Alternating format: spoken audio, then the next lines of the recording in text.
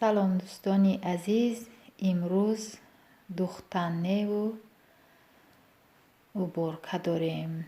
انا اینای تخمیای گرفتگیمون باید بشنونیم.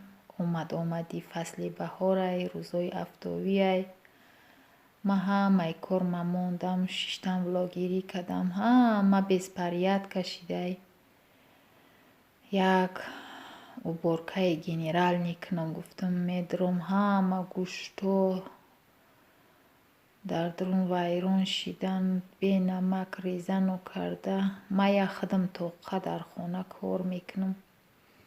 یک دختر دارم بیچاره مکتب میره میه اسپید نمیکنه. انا رفیق مردک گفت که همیت کاری خانه را که من خودم تا 100 تا لایک میمانم. انا او کاری که تکدسته میگن قدی و بیتکو نیستن که مثال این محصولات حیف میشه در اینجا همی هم سومای تا کاری خانه تا که مقصد همون خودش سومای نی که خیب و یک شوق وره بلاگیری هم بیکار نمیمونی زیق نمیشه. باور کنین دوستای عزیز همین خیلی کارم بسیاره که نگاه نکده به پاچه های معیوبم استه کارم کدن میگیرم نکی زور ما میایه.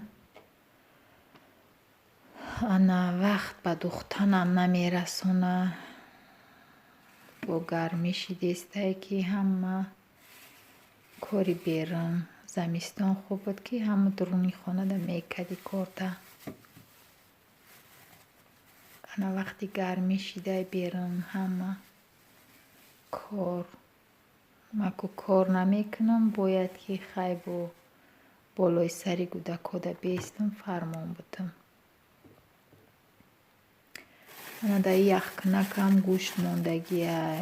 ای مردک ما کتا دسته یک بار بگوی که گوشت بیار همو کارای رابط باری همو کار تکرار میکنه تا بس گفتنه گوشت آوردن میگیره.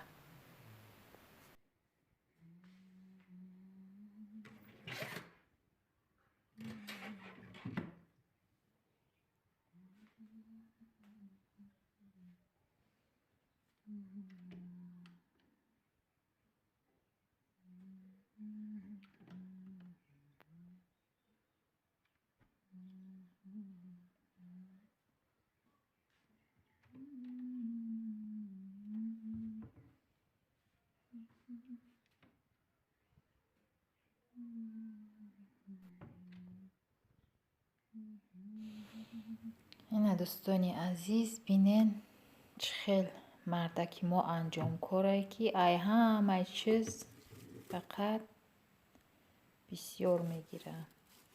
میگوی که سالی گشنگی را دیده باشه یکان وقت برای همه چیزی را که گرفتنی شوه بسیار میگیره. انا اینجا میریم به قسمی خانه به جای کاری من. انا اینجا جای کاری من های ایره بینین دخترها همه بسپریت که درزا ایش دریش پیچیدگی همه شوریدگی.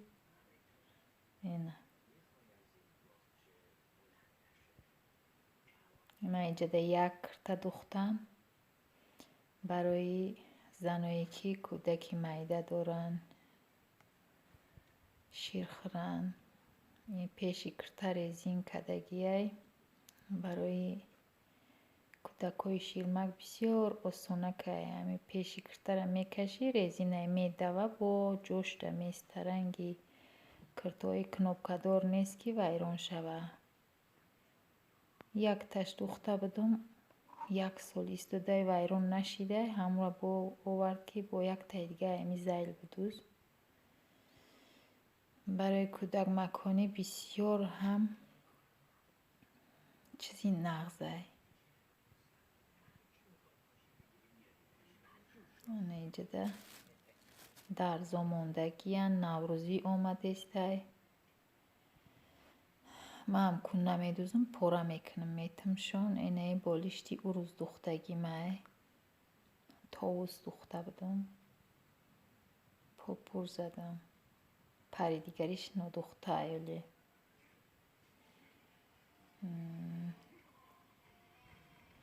انا اینجا ده باشه دارو با مای دارو و اوکال فقط قطیم دارو و اوکال میگردانم. دوستای عزیز هیچ کار خدا کسل نکنه.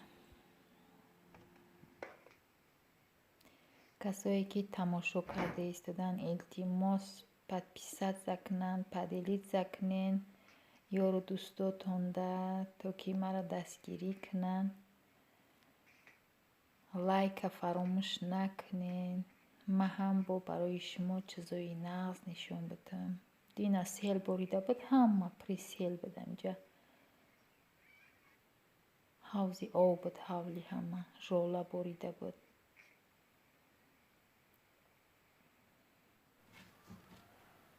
من در اینجا گوشتو رو همش میده کردم شوشتم تازه نمک کردم در سلفان گرفتم با برد نه در خلادیلنیک موندم.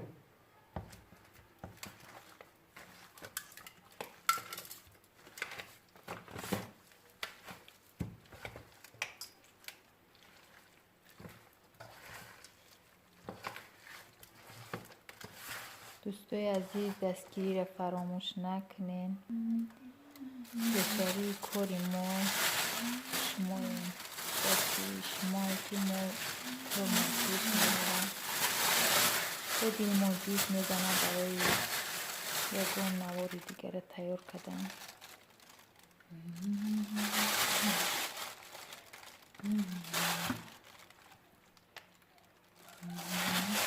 خیلی دوستای عزیز تا ویدیوهای آینده در پناه خدا باشید.